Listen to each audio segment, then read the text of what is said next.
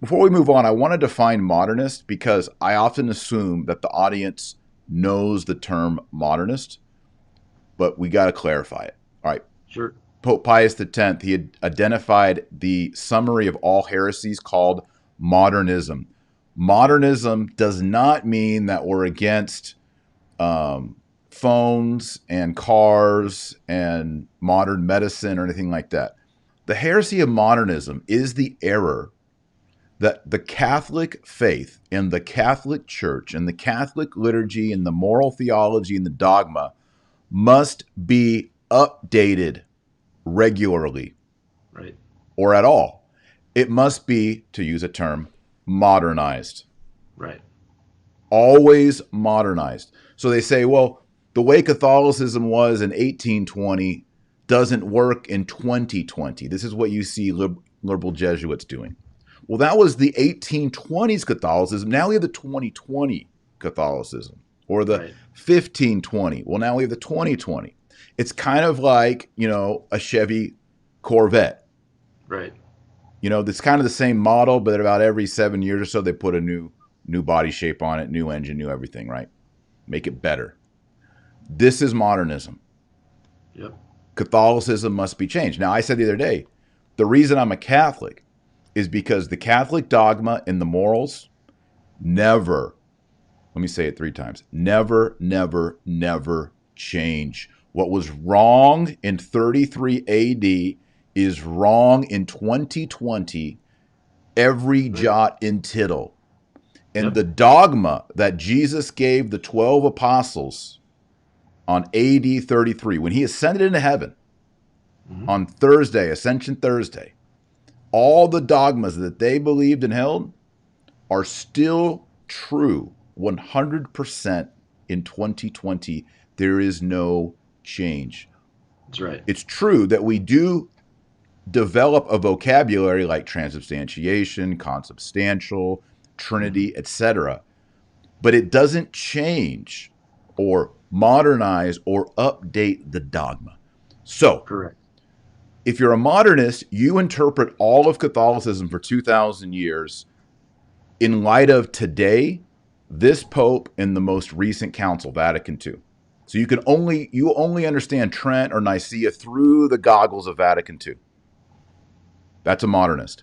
A traditionalist like Matt Gaspers and myself, we interpret today, 2020, in light of the 2,000 years before us. See, Yeah. tradition gets the privilege, not today.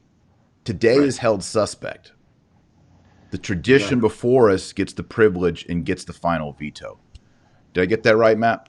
Absolutely. I was just going to add a document that I highly recommend all viewers read because it really sums up what modernism is and what needs to be rejected is the Oath Against Modernism by Pope St. Pius X, which is available online. I'm looking at it right now on papalencyclicals.net.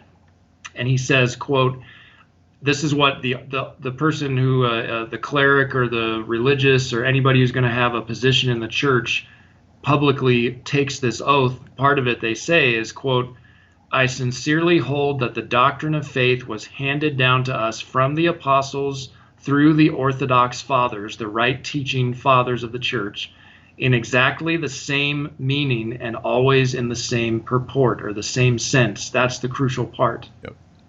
Then he goes on to say, therefore, I entirely reject the heretical misrepresentation that dogmas evolve and change from one meaning to another, different from the one which the church had held previously.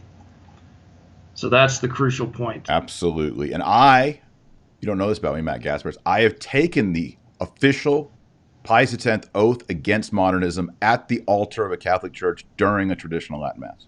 I've That's made awesome. that oath, and that's why I'm a warrior against modernism, because I have made that oath, and I believe I received graces from the altar of Christ to fight against modernism, the summary of all heresies. Right.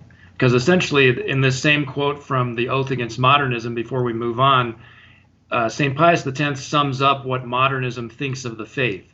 They think of it as a, quote, philosophical figment or a product of a human conscience that has gradually been developed by human effort and will continue to develop indefinitely. That's modernism in a which nutshell. is naturalism. Yeah. Yeah, So exactly. that's just saying what we think about God is just sort of the bubbling up of our minds and our consciousness with the transcendent. And since man is always developing over time, civilization is developing, therefore our consciousness and thinking of God is always developing.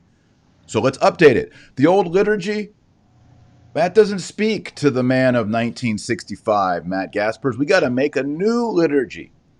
And Yep. now they're talking, Matt, about doing a new Novus Ordo, the Novus Ordo. Yep.